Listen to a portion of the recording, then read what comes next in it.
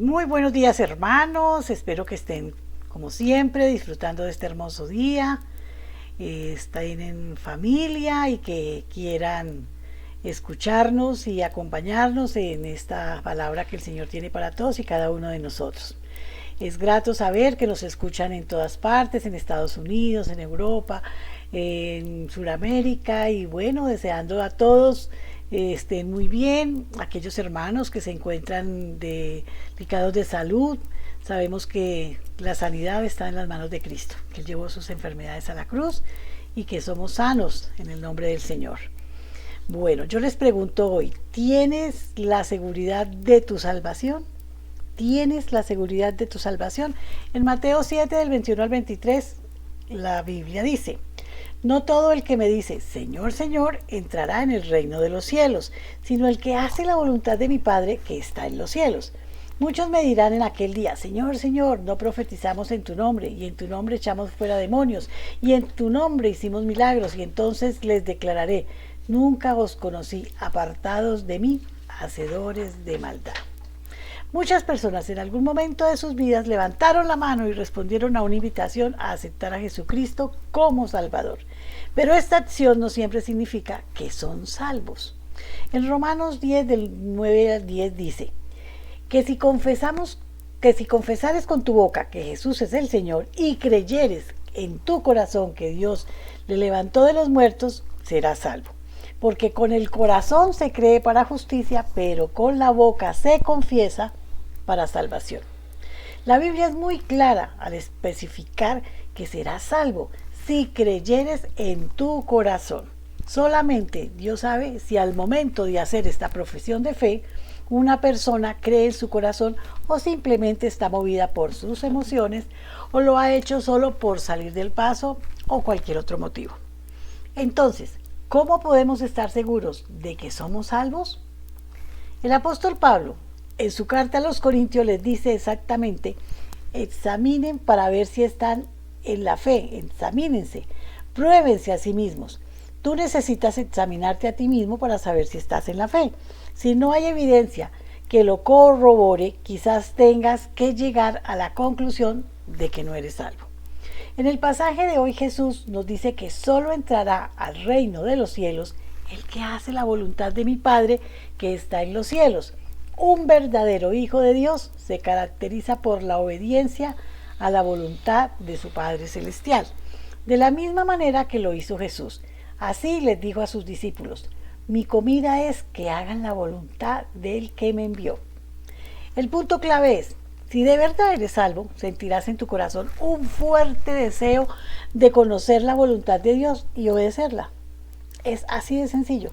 En Mateo 5, del 13 al 14, Jesús nos enseña. Jesús le refiere a los creyentes como la sal de la tierra y la luz del mundo. El estilo de vida de un verdadero cristiano debe ser muy fácil de distinguir del resto del mundo. A veces nos confundimos. Ese es cristiano y la gente dice, pero actúa más mal que los del mundo. Y siempre nos están criticando. Recuerden que los hijos de Dios siempre estamos en la mira de la gente del mundo. Nosotros nunca decimos, ese es católico, pero los católicos sí dicen, ese es cristiano. Al igual que la sal persevera la carne de la descomposición, los creyentes deben ser preservativos en medio de un mundo que se está corrompiendo cada día. E igualmente, la luz de Cristo debe brillar a través de ti en medio de las tinieblas del pecado. Es evidente para los incrédulos que están alrededor que su vida es diferente a la de ellos. O haces tú lo mismo que ellos hacen o eres diferente de lo que ellos hacen. Recuerde, yo no puedo decir que soy cristiano y estoy juzgando a los demás. Yo no puedo decir que soy cristiano y estoy enviando mensajes que lastiman el corazón de los demás. Yo no puedo hacer daño al otro si yo digo que soy un hijo de Dios, porque Dios nos ama y Dios es amor. Dios no viene a ofender ni a maltratar a los hermanos. Algo que puede asegurarte, de que eres salvo son los cambios que hay en tu vida, son los cambios que tú haces, tu manera de pensar, de hablar, de actuar. Como dice Romanos, el Espíritu mismo da testimonio a nuestro espíritu de que somos hijos de Dios, porque Él deja ver la seguridad de la salvación nos viene de este testimonio interno del Espíritu Santo y de su manifestación externa en nuestras acciones. Jesús lo expuso claramente en el Sermón del Monte cuando dijo: por sus frutos los conoceréis. ¿Acaso se recogen uvas de los espinos o higos de los abrojos? No se puede, ¿verdad? La verdadera salvación implica transformación. Después del perdón y la justificación viene la regeneración, la santificación y por último la glorificación cuando nos apartamos de este mundo. Realmente es la voluntad de Dios que a través de este proceso seamos hechos conforme a la imagen de su Hijo. ¿Estás tú haciendo la voluntad de Dios? ¿Sientes placer en la presencia del Señor? ¿Demuestras tus frutos que el Espíritu Santo está haciendo obra en ti? Si puedes contestar que sí a estas preguntas, pues tener la seguridad de tu salvación es importante. Y cuando partas de este mundo, irás directamente al cielo con toda seguridad. Tendrás una vida eterna, pero al lado del Señor. Por eso yo les invito a que oremos en esta mañana. Padre Santo, te doy gracias por el regalo de la salvación a través del sacrificio de tu Hijo. Ayúdanos, Señor, y permite que podamos vivir conforme a tu voluntad en todo lo que hagamos para que seamos honra y gloria de tu nombre, Señor. Te lo pedimos por Cristo Jesús. Amén, amén y amén. Amén.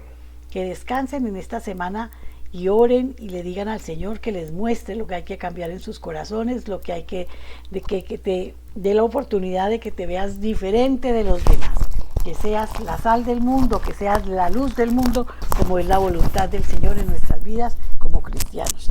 El Señor los bendiga. Amén. Gracias. Bueno, un saludo cordial a todos.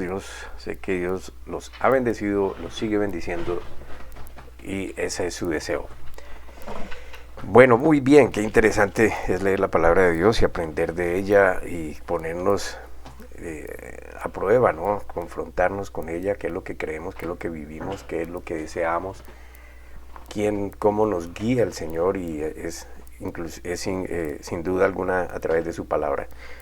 Bueno, quiero especialmente saludar, como dijo mi esposa, a toda la gente que nos está viendo, especialmente a aquellos familiares nuestros que están en otros lados y queremos extenderles nuestro abrazo y rogamos por ustedes para que el Señor les pueda dar ese entendimiento sobre lo que Él es en realidad. Como siempre hemos dicho, pues nosotros no enseñamos una religión, nosotros enseñamos lo que dice la Biblia, que es a desarrollar una relación entre cada persona y Dios, y en eso lo que yo pueda hacer, pues lo seguiré haciendo. Y antes de comenzar, les pido por favor, adquieran la costumbre, si no la tienen, gracias amor, si no la tienen, de tomar apuntes. Anoten las citas, no se convenzan solamente por lo que yo les pueda decir, sino que ustedes allá en su Biblia acostúmbrense a usarla, no crea que no la va a entender, el Señor le va a hacer entender, como fue en mi caso, pero apunten las citas, busquen, si no saben dónde están las diferentes cartas y libros ubicados, pues ahí hay un índice, entonces por el índice pueden ir, y las personas que no son muy experimentadas en buscar, la Biblia está dividida en Viejo y Nuevo Testamento, y cada carta, cada libro tiene unos capítulos y unos versículos. Los capítulos son los números grandes, los versículos son los pequeños, y es una manera que así no estaba antes cuando fue originalmente escrita, pero fue dividida de esa manera para poder tener más fácil para unas referencias de ubicación de las escrituras a las que uno quiere referirse. Entonces, pues que sea una buena costumbre el que usted pueda ir apuntando y vaya con esos versículos a la Biblia y lea, para que usted mismo se dé cuenta en la Biblia que usted tiene en la casa, que sé que tiene una, y verifique que lo que le estoy diciendo pues tiene sentido. Amén. Y hoy, entonces, a propósito de lo que el mundo llama la Semana Santa, pues voy a hablar un tema que espero sea entendido y no mal interpretado, al punto de que de pronto usted pueda decir, ofenderse o algo, que no es la intención en ningún momento, y que más bien tiene como intención traer claridad sobre lo que significan estos días o lo que significa la muerte, sepultura y resurrección de nuestro Señor Jesucristo. Porque estamos llegando, ya empezamos la Semana Santa, y muchos genuinamente se preparan para recibirla y participar de ella, y de seguro esa es una fe genuina, pero no quiere decir que sea lo que Dios quiere de la humanidad. Amén. Perdón. El producto de no entender lo que creemos, sino de basarnos en la cultura tradicional o ancestral, lleva a las personas a seguir prácticas religiosas con un corazón genuino en la mayoría de los casos, a procedimientos que no enseña la Biblia en ninguna manera. Ahora, si la Biblia es para usted, mi querido hermano, mi querido amigo, la máxima autoridad espiritual, si es para usted realmente el libro donde Dios expresó su deseo para los hombres, el libro donde usted puede entender quién es Dios Padre, quién es Jesucristo, la segunda persona de la Trinidad, y el Espíritu Santo, pues hermano, si es para usted la evidencia perfecta de la voluntad de Dios, que Él la inspira en los hombres que la escribieron a través del Espíritu Santo, entonces acójase a ella. Amén. La Biblia es donde toda persona que cree en Jesús, en Jesucristo, en Dios Padre y el Espíritu Santo, debe generar su conocimiento y por ende fe en ellos. Porque, perdón,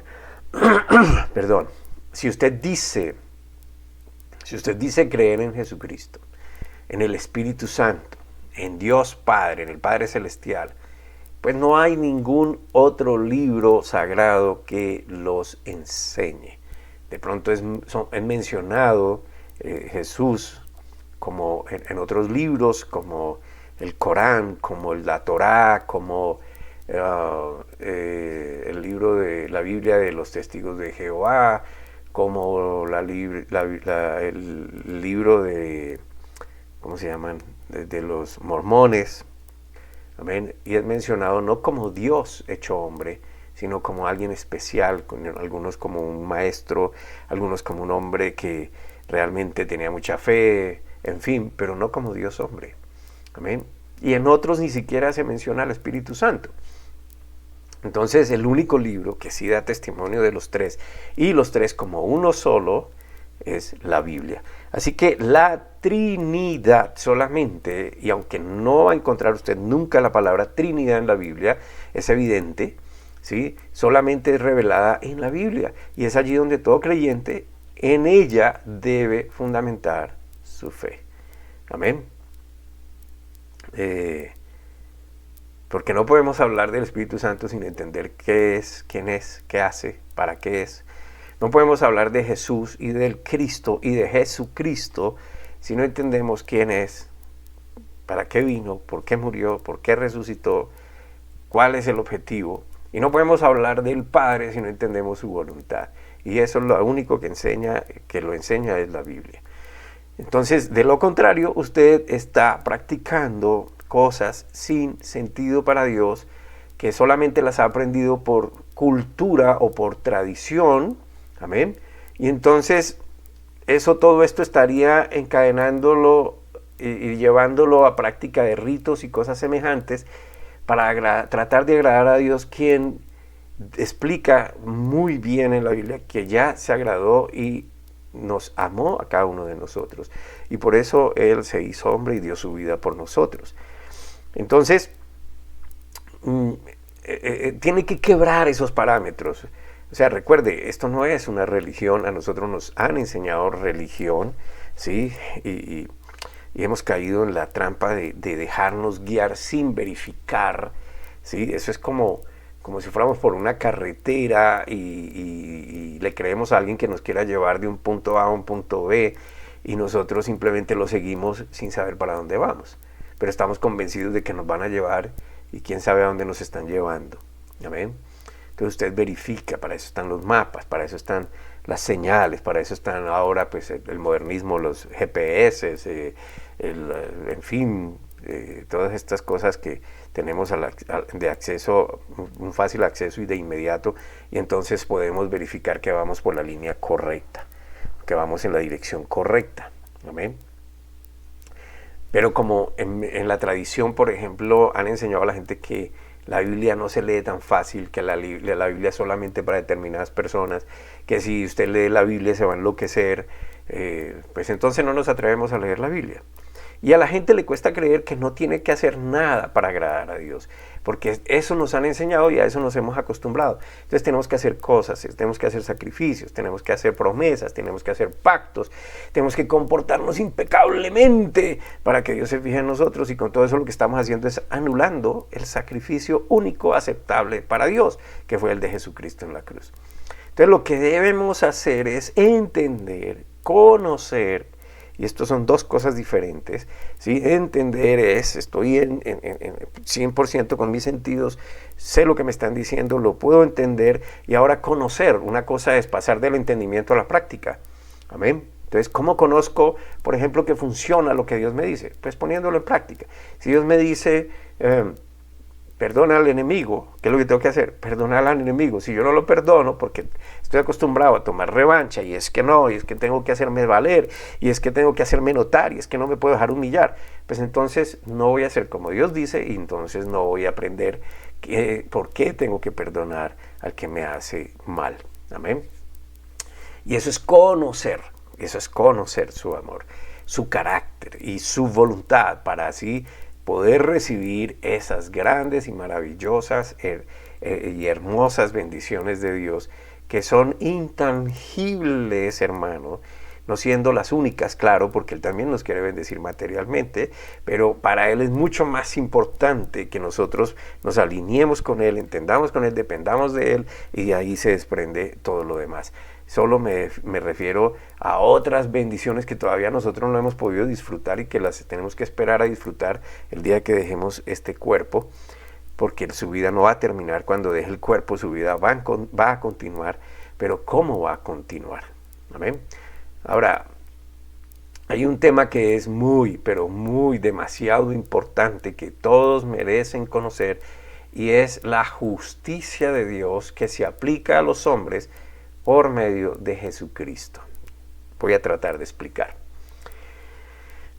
La Semana Santa se caracteriza principalmente por el sufrimiento de Jesús. Dios hecho hombre. ¿Quién es Jesús? Dios hecho hombre. Recuerden, el idioma original Jesús es Yeshua. Y Yeshua quiere decir Dios Salvador del mundo. Entonces, el nombre que le dio el ángel a María, el cual ya había sido profetizado, le dijo que ella iba a engendrar por gracia de Dios al Salvador del mundo. María lo entendió, pues obviamente ella era de la cultura judía, y ella conocedora de la ley, porque los judíos se destacan porque ellos son estudiosos de toda ellos son teocráticos, su cultura se basa en Dios, y todo lo que han aprendido desde el principio hasta el día de hoy, y de generación en generación se ocupan de que sus hijos, nietos y bisnietos, y de ahí para allá, ellos vayan conociendo todo lo que su pueblo ha vivido desde que Dios prometió a Abraham hacer de ellos una nación. ¿Amén? Entonces, Juan, en el capítulo 1, usted puede verificar, en el Evangelio de Juan, recuerde que Juan escribió sus cartas, primera, segunda y tercera, y entonces usted las va a encontrar como primera 1 Juan tal, y eso quiere decir primera carta de Juan, segunda carta de Juan, tercera carta de Juan, o el Evangelio de Juan. Y el Evangelio está en Mateo, en los 4 primeros libros del Nuevo Testamento, que son Mateo, Marcos, Lucas y Juan. Entonces usted va a encontrar en el Evangelio de Juan, en el primer capítulo, versículos 1 al 14, va a entender quién es Jesús. Amén. En Filipenses va a confirmar también esta verdad en el libro, la carta a los Filipenses, en el capítulo 2, versículos 5 al 10. Y usted va a darse cuenta quién es Jesús. Entonces, esta Semana Santa se caracteriza por la muerte de ¿quién? De Jesús. Ahora la gente no sabe que era Dios hecho hombre que murió en la cruz. Amén. Wow, Dios hecho hombre, sí. Ahí hay que empezar a estudiar. Y solamente estoy citando estas dos escrituras como para darle peso a esta enseñanza, pero él fue profetizado. Amén. Isaías lo profetizó, en fin, y desde el principio de la Biblia, cuando uno estudia, se da cuenta de que ahí hay tipos de Jesús, es decir, cosas simbólicas que enseñaban la venida del Mesías. Ahora, el sufrimiento y proceso doloroso con olor a muerte, tristeza, desolación, enmarcado por esa lujuria de los hombres donde manifestaron y expresaron su horror, su descaro, su maldad, su morbo, porque querían ver sufrir al hombre, la maldad a la que es capaz de llegar el hombre, esa injusticia que es capaz de aplicar, en fin, pura maldad encarnizada en la persona de Jesús. Todo esto, él fue objeto de todo eso, y eso es lo que enseña la Semana Santa, ¿sí? La muerte, pasión, todo el sufrimiento, el recorrido de la cruz, cómo lo azotaron, y entonces ese es el énfasis, jueves, viernes y sábado. Pero muy poco énfasis en la resurrección, que es donde se manifiesta la justicia de Dios, donde se realiza, donde se visualiza, donde se ilumina a los hombres, a la humanidad, la justicia de Dios. Los hombres van con su alma contrita a participar de este evento y se preparan para practicar una serie de rituales, y al final sus vidas siguen igual o más o diferente a como la venían viviendo hasta esos días. O sea que simplemente es un proceso religioso, que la gente se somete a esto, pero no produce ningún cambio en las personas. Porque si eso fuera así, entonces ¿por qué sigue aumentando la maldad? ¿Por qué la gente sigue buscando y participa de la corrupción? ¿Por qué la gente quiere seguir con ganas de desquitarse, de enriquecerse a costilla de la maldad, y etcétera, etcétera, etcétera? Amén. Y hay que entender lo que esto significa. Ahora, en la Biblia no está que celebremos la Semana Santa. ¿Sí? Si alguien lo encuentra, me lo dice, por favor. Si alguien encuentra que Dios mandó a que practicáramos estas cosas en la Biblia, me lo dice, y entonces yo corrijo. Y en su interior, en el interior de las personas que se disponen para este evento, solo hubo un tiempo de muchos sentimientos conmovedores hacia la persona allí crucificada. Y la gente genuinamente sufre el padecimiento, se compadece, pero ¿qué significa? Y es por eso que hoy voy a tratar de explicar en tan corto tiempo en qué consistió o qué produjo la resurrección de Jesús. Amén. Ahora, Pablo, bajo el poder del Espíritu Santo, dice en primera carta a los Corintios, capítulo 15, versículos 3 al 8, y escriba la nota y léala, por favor, ¿sí?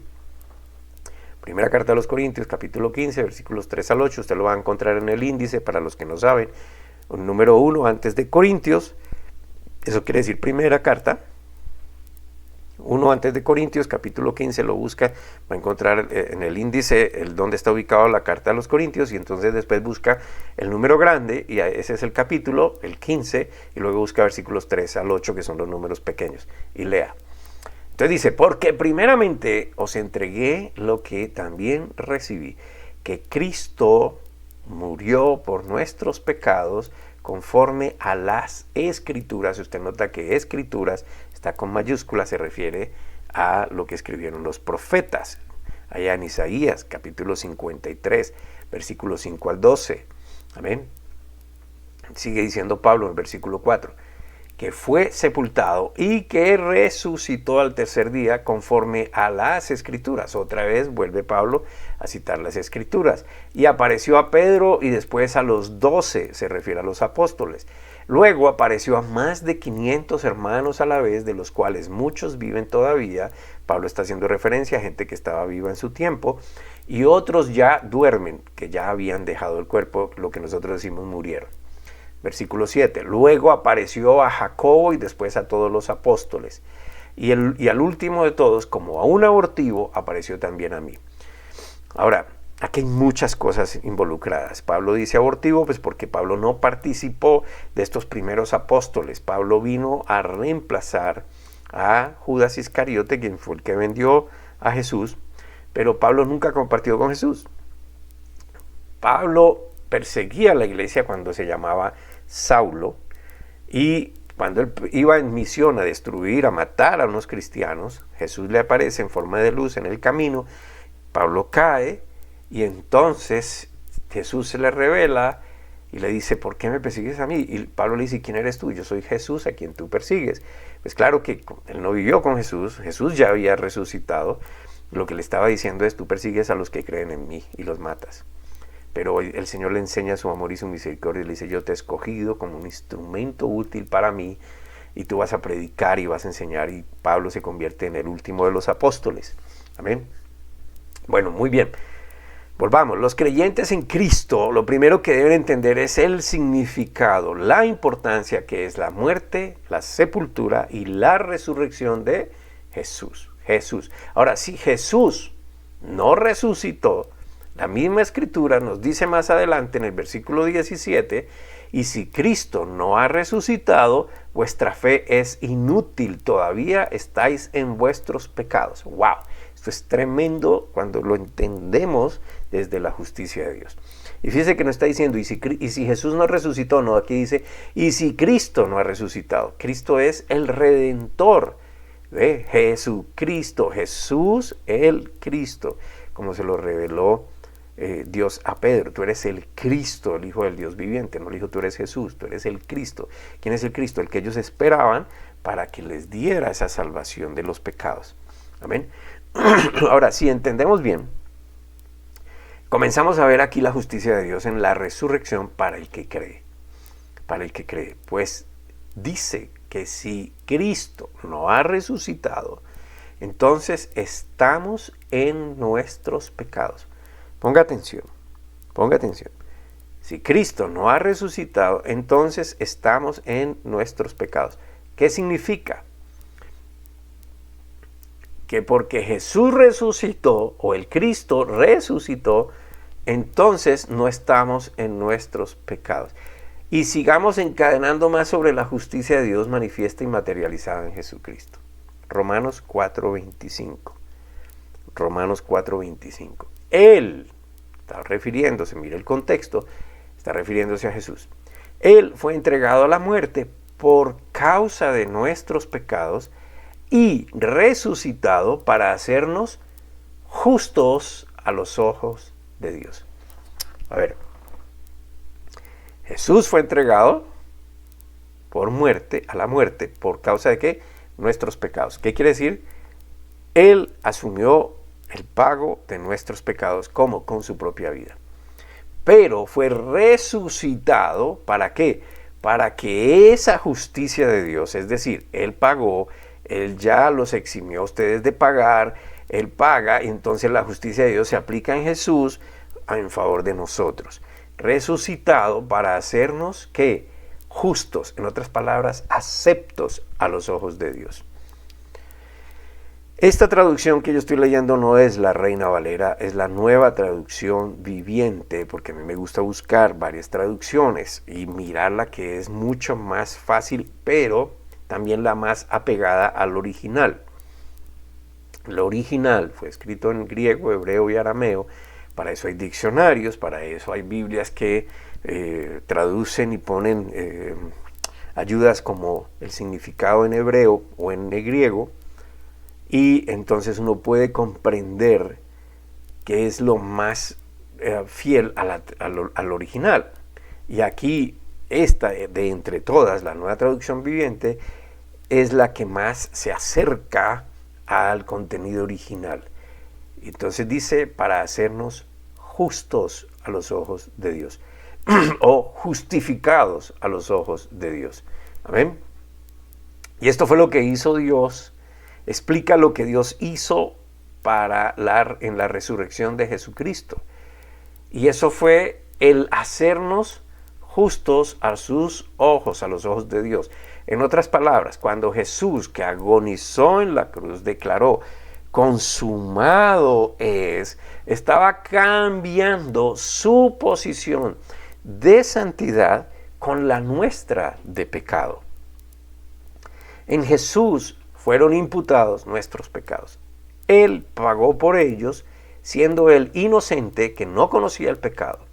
Al hacerse pagador, redentor, él carga con nuestro pecado, lo cual significa que él mismo se hizo maldito, porque él no conocía pecado. Entonces, como pagó por el pecado, él recogió nuestros pecados en sí mismo, nuestras enfermedades y todo. Lea Isaías 53. ¿Con qué fin? Para que por medio de él haciéndose maldito, él muriendo en la cruz, porque solamente el que peca muere, esa es la sentencia, pues él cargó con todos esos pecados para otorgarnos esa posición de él de santidad a nosotros y hacernos justos a los ojos de Dios. Hubo un intercambio. Jesús muere, se hace maldito, usted es pecador. Él, que es santo y perfecto, que no cometió pecado, Él es el Cordero sin mancha y sin pecado. Esa su justicia se aplica a nosotros y nuestra posición de pecador se aplica a Él. Hay un intercambio. Amén. ¿Por qué? Porque a Dios le plació. Dios es soberano. Así lo quiso Él. Es el acto de Dios de declarar a los hombres libres de culpa y aceptables para Él, juzgándolos como justos. Y de esa manera Dios quiso declararnos justos para que así obtuviéramos la vida eterna que Él quiere para todos por medio de creer en lo que Él hizo y no en lo que usted quiere hacer. Eso quiere decir que hemos sido justificados. Amén. Yo ruego para que usted me esté entendiendo, hermano. No porque usted no pueda, sino porque esto es un poco complicadito, ¿sí? Y esto rompe cualquier lógica humana. ¿Por qué Dios quiso hacer algo así por cada uno de nosotros? Por su amor a nosotros, porque de esa manera Él mostró su amor para usted, para mí, para todos. Juan capítulo 3, versículo 16. Juan, el Evangelio de Juan capítulo 3, versículo 16. De tal manera amó Dios al mundo que dio a su Hijo unigénito para que todo aquel que en Él crea no se pierda, mas tenga vida eterna. Ahora, si usted cambia esa palabra mundo por el suyo, pues se da cuenta que Él murió por usted. Amén. Y esa es la manera de Él expresar su amor. Y eso es lo que Él quiere enseñar. Eso es lo que Él quiere que entendamos. Eso es lo que Él quiere que sepamos. Que Él no está bravo ni ofendido ni es nuestro enemigo. Que Él hizo lo posible para que estemos con Él y sigamos con Él por la eternidad. Que Él quiere que usted entienda que Él es su Padre. Que quiere darle todo lo que usted necesita en esta vida y en la otra. Amén. Lo que necesita, no lo que a usted se le antoja. Amén. Esto es lo que nos acerca a Dios, entender ese amor que fue manifiesto de esa manera a través de la cruz. Entonces, ¿para qué vamos a celebrar una muerte si Él resucitó? Y en la resurrección Él obtuvo la victoria. ¿Qué quiere decir eso? Él venció a aquel que tenía el poder de mantenernos muertos por el pecado. Amén.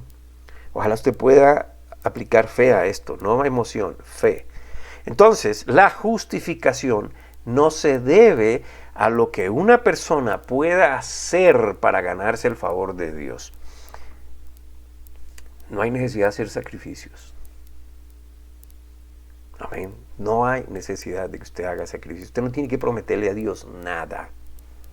Él ya hizo un sacrificio.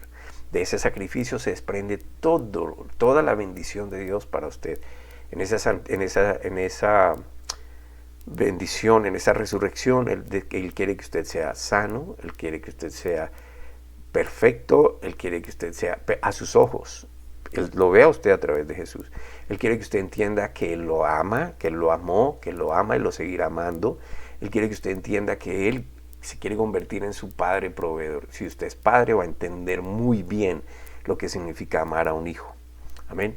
Entonces no se trata del hombre complaciendo a Dios, sino de Jesús complaciendo la justicia de Dios. Jesús es Dios hecho hombre, es Él mismo, amén, la segunda persona de la Trinidad, dando su vida por amor al Padre para otorgarnos el regalo inmerecido que es por definición la gracia, su amor. Amén. Por favor, ponga atención a esto, porque estas son las buenas nuevas. Esto es el Evangelio. De esto dependerá su vida junto al Padre eternamente o no. Por otro lado, su posición ante Dios es, si usted cree en eso que enseña la Biblia, que hizo Dios Padre, Hijo y el Espíritu Santo, usted entra en la justicia, que es la única que lo satisface a Él, y por eso Él mismo pagó en su persona, en su cuerpo, en el cuerpo que adoptó igual a nuestro, para que usted y yo fuéramos justificados, libres de toda culpa. Eso es lo que Dios quiere. Amén. Su posición ante Dios entonces se convierte en justicia. Usted es la justicia de Dios cuando usted cree en eso. Solo creer, hermano. Su justicia aplicada a usted. Pero su estado fluctúa, y escuche, estoy hablando de dos cosas. La posición suya es de justicia ante Dios, pero su estado fluctúa. O sea, usted tiene un estado, el cual es este natural en la tierra, en el mundo, pero usted tiene una posición ante Dios. Y esa posición ante Dios, por su fe en Jesucristo, es de justicia.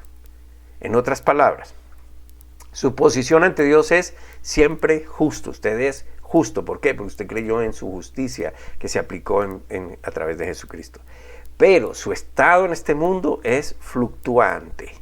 Por ejemplo, usted hoy puede estar feliz, mañana de mal humor, pasado mañana angustiado, preocupado, confundido, ansioso, etcétera, etcétera, etcétera. Ese es su estado. Nunca puede usted juzgar su posición de justicia ante Dios por el estado en que usted se encuentra.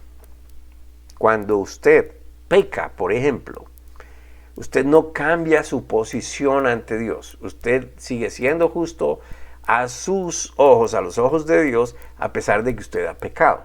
Ahora, esto no es libertinaje. Usted debe entonces juzgar su estado por su posición.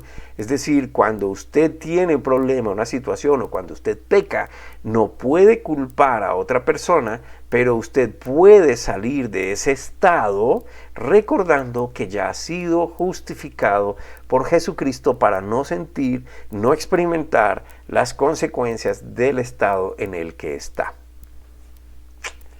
A ver, es cambiar ese estado, acudiendo a la verdad de Dios que dice que usted ha sido declarado justo. Si usted entiende esto, entonces no permitirá que la práctica del pecado sea constante en su vida, sea una rutina de su vida. A ver, usted está en este cuerpo, usted vive en este mundo, pero usted ya entendió lo que Dios hizo en sí mismo, por sí mismo, volviéndose hombre, tomando la forma de hombre, dando su vida por usted, por amor a usted, para que usted pudiera entrar en su justicia y pueda estar cerca de Él. Pero Dios sabe que usted va a fallar. Usted ha fallado, usted falla y va a fallar. Entonces, Dios no lo juzga a usted por lo que usted hizo, hace o va a hacer. Él lo juzgó a usted por su fe en lo que Él hizo por usted. Y lo que Él hizo por usted fue reemplazarlo, tomar su lugar. Él se hace hombre, paga por usted en la cruz, porque la sentencia del pecado es muerte y todos somos pecadores, todos hemos pecado. ¿Amén? Entonces, ¿quién se libra? Nadie. Y si yo pequé, pues ya no soy perfecto, entonces yo no puedo pagar por mí, ni nadie puede pagar por mí, sino alguien que agrade a Dios, y ese es Él mismo, el perfecto, sin mancha y sin pecado. ¿Sí? Él se hace hombre, Él paga, y Él dice, yo voy a pagar por este, yo voy a pagar por usted, yo voy a pagar por aquel, por todos, pero si creen en mí, entran en esa justicia. Y cuando creen en mí, entran en esa cobertura. Mi justicia los envuelve. Mi justicia es lo que yo hice por ellos. Ya no tienen que pagar ellos. Ya no van a morir eternamente. Ya no van a sufrir las consecuencias del pecado. ¿Por qué? Porque su justicia los cubre. Entonces cuando Dios me mira, ¿qué mira? Su justicia cubriéndome a mí. Me ve acepto, me ve justo. Eso no va a cambiar nunca. Ya lo hizo. ¿Ven? Porque esa es la justicia. Eso es lo que Dios quiere. Y si Dios dijo que así era, es así, porque Él no cambia. Y Él no se arrepiente. Ahora, si usted cree en esto, usted se acoge a esa justicia. Y usted entiende su posición ahora. Él se convierte en su papá. Amén. Usted comprende el amor de Dios. Cuánto lo amó su papá. Usted sabe que que dio su vida por usted le está enseñando su amor y le enseña para que usted viva mejor. Entonces Él le dice, mijo, cuando usted se irrita, cuando usted obra bajo ese mal genio, cuando usted se amarga la vida, cuando usted está entristecido, cuando usted está depresivo, cuando usted se enferma, cuando usted trata, todo eso es consecuencia de vivir en el mundo. Pero recuerde, yo pagué por usted. Recuerde, usted ya tiene una posición conmigo. Usted peca. ¿Qué es pecado, hermano? Déjeme ponerlo a la manera como he aprendido a definirlo. El pecado que usted comete es contra usted mismo, no contra Dios. Dios es impermeable, Él es perfecto. Su pecado no lo afecta a Él, lo afecta a usted. Entonces cuando usted peca, ¿qué pasa? Que usted sufre las consecuencias del pecado. Usted siente miedo, usted siente vergüenza, usted se siente indigno, usted siente que no merece nada de Dios, usted quiere pagar, y Dios le dice, recuerde que yo pagué por usted. Ese es su estado, pero usted ahora es mi hijo porque ha creído en mi justicia. Entonces la forma de salir de ese estado es usando la posición que ya tiene de hijo. Entonces yo recuerdo, ¿no? Gracias papá, sí, tú hiciste todo para que yo no esté así. Y entiende entonces que el pecado no es su amigo. Y usted entiende entonces que ya tiene algo que lo puede ayudar para que no vuelva a cometer el pecado. Pero si acaso peca, dice la palabra, abogado tenemos para con Cristo. Amén. Ahora, saberse justo, si usted entiende eso, lo acepta, lo coge, se acoge, esa es su justicia, hermano. Judas Iscariote decidió quitarse la vida porque no aceptó el amor de Jesucristo. Si Jesús muere por causa ¿cómo se llama? de la traición de Judas, pero Judas acepta el amor de Jesús, hubiera sido perdonado. Pero él quiso aplicar su propia justicia, no la justicia de Dios. Ahora Jesús iba a morir de todos modos. Lo mismo hizo Pedro. Pedro negó a Jesús 3 veces. Pero Pedro ya le había sido anunciado por el mismo Jesús que él lo iba a traicionar. Y cuando él mira a Jesús que va ya en camino a todo ese proceso, Jesús lo mira y Pedro lo que hace es llorar. Y la Biblia lo describe como un llanto amargo, porque se dio cuenta de que él traicionó a Jesús. Pero ¿qué hizo Pedro a diferencia de Judas Iscariote? Recibió el perdón, el amor de Jesús. Amén. Y fíjese que Jesús murió de todos modos. Entonces cuando usted sabe eso, usted se sabe justo ante Dios, porque lo acepta, lo cree, lo abraza, no por mérito propio, sino por el sacrificio de Jesucristo, le da la autoridad para determinar la paz en su interior. Usted comienza a entender que Dios lo ama. Estar justo ante Dios le otorga la posición de hijo que tiene derecho a su herencia. Usted puede cambiar su estado con la verdad de Dios. Todos sus pecados, aun los que usted no sabe que va a cometer, fueron castigados en la cruz. Y todo esto, hermanos, sucedió para que usted entienda cuánto y de qué manera Él lo amó. Y por favor, lea detenidamente las siguientes escrituras, apúntelas. Juan capítulo 3, versículos 16 al 19. Se la voy a leer otra vez en esta traducción que me gusta, que es fácil de entender. Juan 3, 16 al 19. Pues Dios amó tanto al mundo que dio a su único Hijo, para que todo el que cree en Él no se pierda, sino que tenga vida eterna. Dios no envió a su Hijo al mundo para condenar al mundo, sino para salvarlo por medio de Él. No hay condenación, subráyelo, no hay condenación para todo el que cree en Él, pero todo el que no cree en Él ya ha sido condenado por no haber creído en el único Hijo de Dios. Y esta condenación se basa en el siguiente hecho. La luz de Dios llegó al mundo, pero la gente amó más la oscuridad que la luz, porque sus acciones eran malvadas. Y si usted entiende ese amor, entonces la reacción debería ser de amor hacia lo que Él quiere enseñarle. Debería ser de alejarse del pecado, de querer salir de esos estados autodestructivos, de la ira, del desconsuelo, del desamor, de la indiferencia, de la rebeldía, de la cobardía, del egoísmo, etcétera, etcétera, etcétera. Sencillamente porque entiende que no vale la pena aferrarse a nada en este mundo que le pueda producir uno o varios de esos estados. Amén. Sigamos en la lectura y agarre su Biblia, por favor, y busque, si es necesario, en el índice donde queda esta escritura que le voy a citar, Romanos capítulo 5. Romanos capítulo 5, y leamos del versículo 1 al 5. Romanos 1 al 5. Siempre que usted vaya a leer la Biblia, hermano, le doy el consejo: ore. Señor, me dispongo a leer tu palabra. Si quiere, dígale, abra su corazón, como yo se lo abro siempre. Le digo: Señor, a veces me cuesta entender, por favor enséñame, abre mi entendimiento, quiero aprender. Amén. Y la lee y espera. Entonces, Romanos capítulo 5, versículos 1 al 5. Por lo tanto, ya que fuimos declarados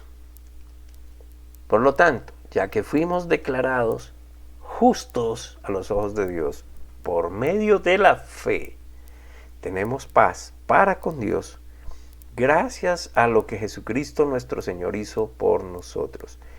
Debido a nuestra fe, Cristo nos hizo entrar en este lugar de privilegio inmerecido, en el cual ahora permanecemos y esperamos con confianza y alegría participar de la gloria de Dios. También nos alegramos al enfrentar pruebas y dificultades, porque sabemos que nos ayudan a desarrollar resistencia.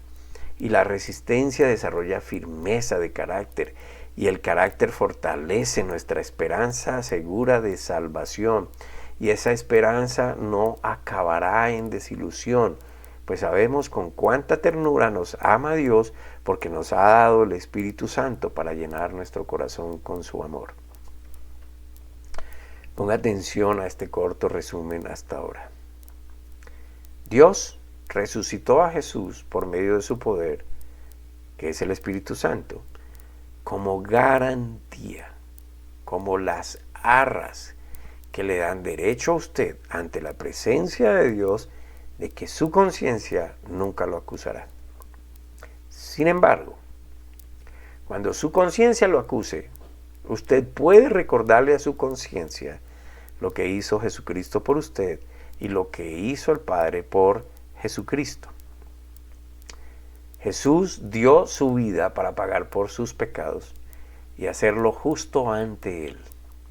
Y Dios resucitó a Jesús para vencer a quien lo acusaba a usted ante Dios.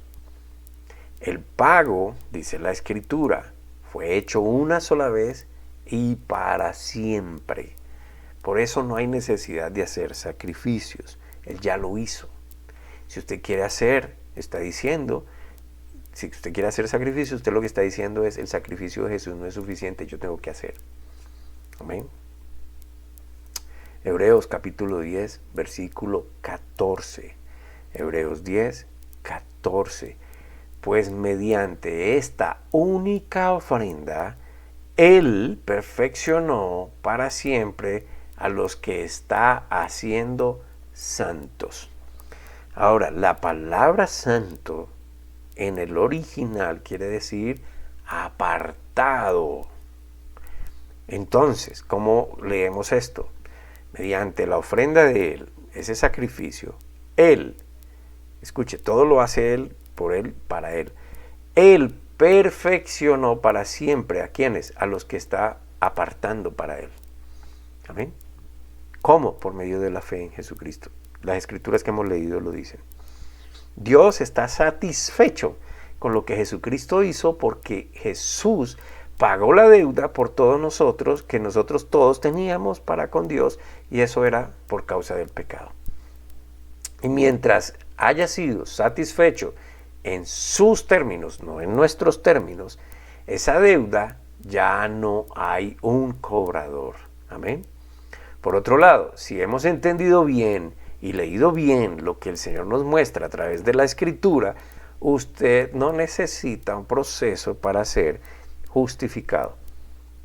Usted no tiene nada que hacer para ser justificado, solamente creer en lo que hizo Jesús por usted. Usted ha sido justificado desde el preciso momento en que su corazón, en su entendimiento, recibe esta verdad y la abraza como suya, la hace suya para siempre. Eso puede ser en cualquier momento, hermano. Y si usted lo hizo allá en su interior, si en este momento usted está siendo movido a decirle, Señor, yo recibo tu justicia y te doy gracias por tu justicia, yo te doy gracias porque tú moriste por mí en la cruz. Hermano, Él dice que Él le va a dar su Espíritu Santo. Ahora no espere que pase, que usted suba, le venga un rayo del cielo y ¡wow! Y lo llene y todo su cuerpo se ponga así, levite, y entonces una muestra de que recibió el Espíritu Santo. El Espíritu Santo también se recibe por fe. ¿Fe en qué? En que Él lo dice. Y si Dios lo dice, así es. Y si Dios lo dice, eso pasa. Amén. Entonces Él dice que si usted cree en esto, Él le da su Espíritu Santo. ¿Para qué el Espíritu Santo? El Espíritu Santo está para enseñar, para corregir, para convencer de pecado. Amén. Entonces el Espíritu Santo le va a ir revelando, le va a ir dando entendimiento sobre la palabra de Dios. Eso no es de la noche a la mañana. En la medida en que usted se disponga, eso va a pasar. El Espíritu Santo trabaja en favor suyo, está en su interior, le asegura al mundo espiritual que usted es hijo de Dios. Ahora, con claridad, y se lo aseguro, Satanás va a hacer y está haciendo su trabajo, porque muchos van a pensar que no es tan sencillo, que han seguido pecando y por lo tanto Dios no tolera eso. Satanás va a decirle, eso es mentira, usted es un pecador, eso no es tan fácil. Así es, no, él, recuerde que esa fue la estrategia que usó con Eva. Él ataca el pensamiento. Amén. Por favor, lea la Escritura y no se deje robar la bendición. Recuerde que Jesús dijo, conoceréis la verdad y la verdad os hará libres, libres de todas esas amenazas, de toda esa opresión, de todo ese castigo que Él quiere infundirle a usted para que usted se automaltrate. Amén. La siguiente escritura, léala por favor. Ojalá usted tenga esa costumbre y vuelvo, y si no la tiene, cójala, de apuntar las escrituras que estamos citando, como esta. Vaya por favor otra vez al libro de Romanos, a la carta de los Romanos, capítulo 3. Romanos 3, 24 al 26. Romanos 3, 24 al 26. Sin embargo, con una bondad que no merecemos, Dios nos declara justos por medio de Cristo Jesús, quien nos liberó del castigo de nuestros pecados. Pues Dios ofreció a Jesús como el sacrificio por el pecado. Las personas son declaradas justas a los ojos de Dios cuando creen que Jesús sacrificó su vida al derramar su sangre.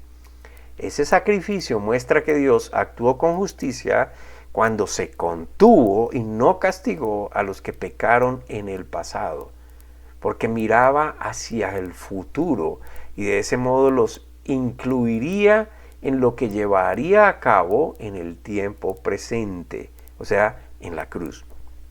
Dios hizo todo eso para demostrar su justicia, porque Él mismo es justo e imparcial.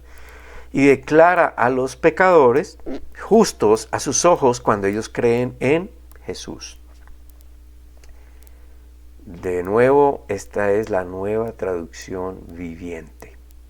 La he traído porque es más sencillo de entender a través de ella. Amén.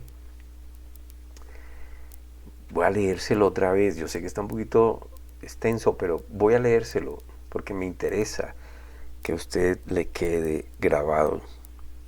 Romanos, capítulo 3, versículos 24 al 26. Si usted tiene otra Biblia, o sea, otra traducción, como la Reina Valera, la Nueva Versión Internacional, Dios habla hoy, la Biblia de las Américas, etc. Que Dios le dé entendimiento. Amén. Voy a leer, sin embargo, con una bondad que no merecemos, Dios nos declara justos por medio de Cristo Jesús, quien nos liberó del castigo de nuestros pecados. Pues Dios ofreció a Jesús como el sacrificio por el pecado. Las personas son declaradas justas a los ojos de Dios cuando creen que Jesús sacrificó su vida al derramar su sangre. Ese sacrificio muestra que Dios actuó con justicia cuando se contuvo y no castigó a los que pecaron en el pasado, porque miraba hacia el futuro y de ese modo los incluiría en lo que llevaría a cabo en el tiempo presente. Dios hizo todo eso para demostrar su justicia, porque Él mismo es justo e imparcial y declara a los pecadores justos a sus ojos cuando ellos creen en Jesús. El más incrédulo va a decir, pero eso no es justo. Pero esa es la justicia de Dios. ¿Quién es Dios?